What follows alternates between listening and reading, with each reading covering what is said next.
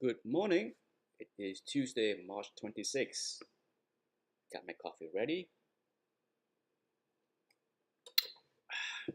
I might not post as much today in the private chat group. Um, I was retained yesterday on a project that is new, different to what I normally do. It's in the same, it's still part of my business, but it's not something that I do very often. I probably will post more about it in the chat group.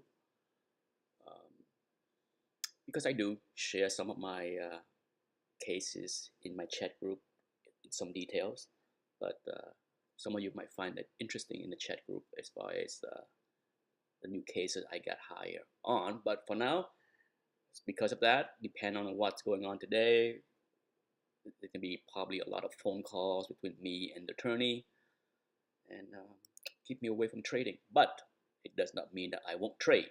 I will try to keep one eye on the market and the other eyes on the project. Okay, BTC doing very well the last 24 hours or so. Okay, quick recap of what happened with my position. I double up my position pretty much on the pullback here. Trim some at 74. Got stopped out on half my position. So basically I went from double up to almost the same share on this nasty wick down here. I got stopped out.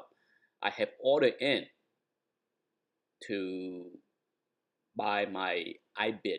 This I'm talking about the ETF that I trade. Okay, so the ETF, the IBIT. Now, of course, none of those order ever trigger. I'm leaving them down here. Now, Bitcoin is breaking out again. We will watch the check back. Would I buy at the 20 MA? The answer is maybe. All right, I don't rule it out. One of the things I want to remind and repeat is that as a trader, one of the things I heard often that drive me crazy is, let's say you sold Bitcoin here. Let's say you're one of those people that bought into Gareth. You know who that is for those that know the internet. If you are in one of those, I'm going short, or you sell out, you sold out here, right? A lot of people are guilty of, oh, I exit here and I'm not buying it back. I'm not paying more. Okay, I will buy it back down here. I'm guilty of that. I know each and every one of you are guilty of that. I heard it all the time.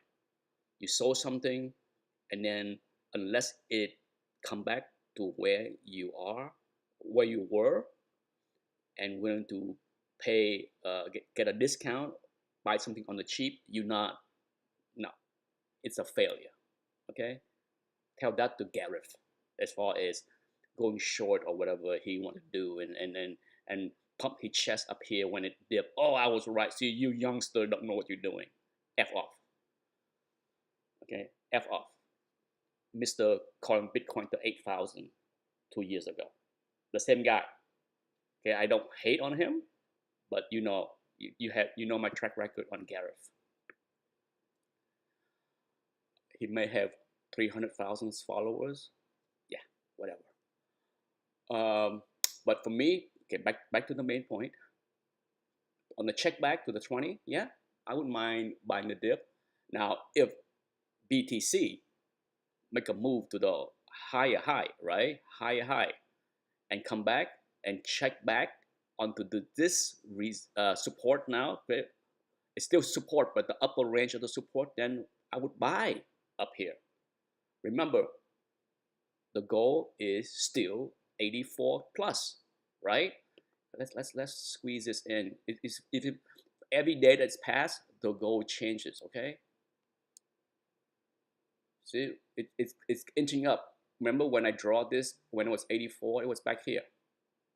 But now it has, that trend line is moving up slowly to 84.3, right? So yeah, the goal is that line, all right? That that green line. So we still have a long way to go. So why would I not buy at 69 when the goal is 84, right? Use some common sense. So do not fall into the trap of, oh, I sold at 70, I'm not buying in above 70. Well, guess what? You will miss out. Okay, so just want to remind that, because I think we all are guilty of that mindset. Okay, we are a trader. We buy when the right opportunity shows up to buy, and we sell when it's the right opportunity to sell. It is that simple. FDX, I don't have anything here, but I recommend, well, I don't have anything here, but I hope people took this pop as a trim, right? This is never bullish. When you have this kind of pop, okay, it pop right into resistance, all right? It's just, personally, I don't even understand. It's okay, this I understand. This right here, I don't understand. Okay, for those that follow me long enough to know, I don't understand this. Come on, economy is weakening. Okay, Amazon, all the online shopping not booming. Okay, this I understand. This I don't. Okay, so if this is because of short covering, yeah, let's go back 3 years. Yeah, it's at that zone. Okay, it's time to go. I can't say now. I don't need to draw it in. Okay, it's time to go. If you didn't set your stop, once again, another reminder of the lesson. If you have a big gap up, use some common sense. Set a stop at the low of day of that big gap up. I always do. You don't have to do it in the whole position. If you have 100 shares, for example, and you have this big gap up, what's the first rule that I always said? Trim some. I don't care how much, trim some. So let's say you trim 10% from 100 share, you go down to 90. You don't feel stupid leaving money on the table. But at the same time, set a stop. Whether it's 25% or 50%, do something. Rem, okay? For those that follow me long enough, I always said on a big gap up, do nothing is not the right move. The right move is trim, set some stop on a portion of your share. I don't care, it's 25%, 10%, do both. Trim, set stop. Because if you did that, you would have protect yourself from this, right? Use some common sense. Can you keep on coming? Yeah. Once, if I'm right, that this is short covering, then once the buy pressure is evaporated, then guess what? It will drift. It's one of those gap and slide, right? You heard me talk about that. Gap and slide. And then you'll be feeling super stupid if you hold, because you're delusional that online shipping, buying is booming. Oh, there are irrational thinking out there. LULU, a very important day yesterday. Okay. First of all, let's zoom in. Okay. On Friday, nasty week. Let's extend this. One of the nastiest week of this earnings season, right? Yesterday, we checked back. Okay? It's important that this whole, I have a few share. I made money on the put spread. On the few share I have, you betcha I have a stop. Okay? The stop is the low of day of last Friday, which is 387.11. Okay? Very important that this whole. Now, if I get stopped there, I do have an order at 383. So I figure if this is violated, it's going to test the low range of the zone. Okay, so be careful.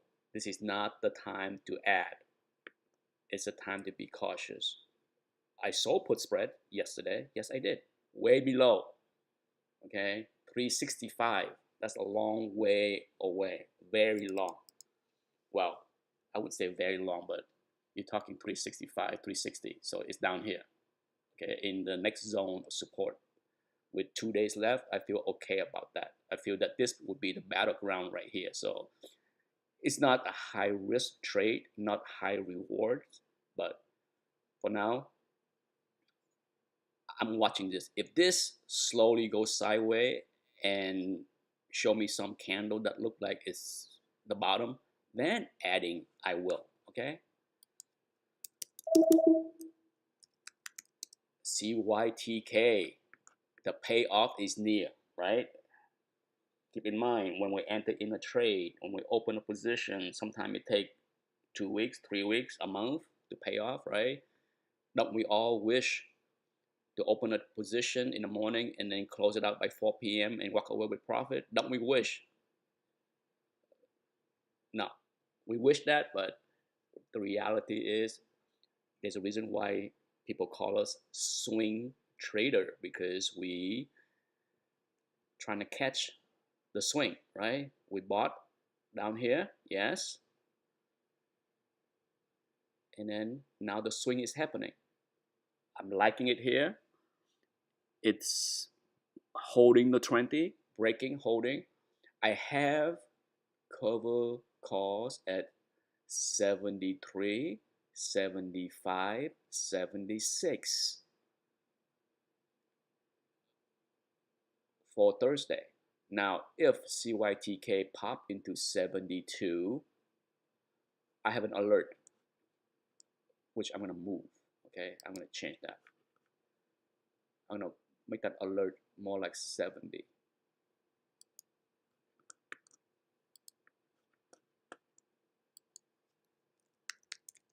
Trim time. I'm going to make it right at 70. So if 70 hit, the alert go off, I will start to pay attention. I have trim alert. Okay, I sold 3 cover calls, but I still have more share than that. And right now, my first trim order is at 71, a very small one. A bigger one is at 72, and a bigger one is at 72 and a half. Okay, so yeah, the payoff could be this week, after 2 weeks. Okay, so hang in there. Hey, I take a 2 week wait to make a few K, right? BBIO. Okay. I bought. I don't think I trimmed anything yet, but yes, it was not easy to buy on this breaking of the 200. And here is another reminder, lessons. You have to use multiple TA methods in your entry and exit. You can't just use MA. This is why I dislike people that use one component of TA to make the decision. Yes, the MA is important, are important, right? But at the same time, there are zones, there are reference low, there are many things, okay? Is it a surprise that it stopped here and go up? I bought on this move here. I didn't look at the 200 and say, oh no, it broke the 200, that's it, I'm out. I'm gonna wait for it to get here. No, I bought down here. The position is in money. Why? You see this? Okay, let me draw in the zone. It's not random, okay?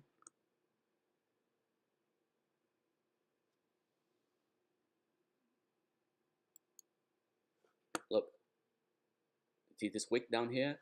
It lined up almost perfectly with this wick down here. So that's the bottom of the zone.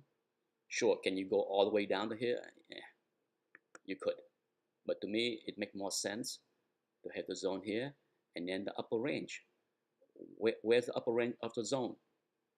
Right at this wick right here and right here on the touch, right? So when you draw the zone, okay, there's many ways to draw a zone, but it was in the zone here to buy.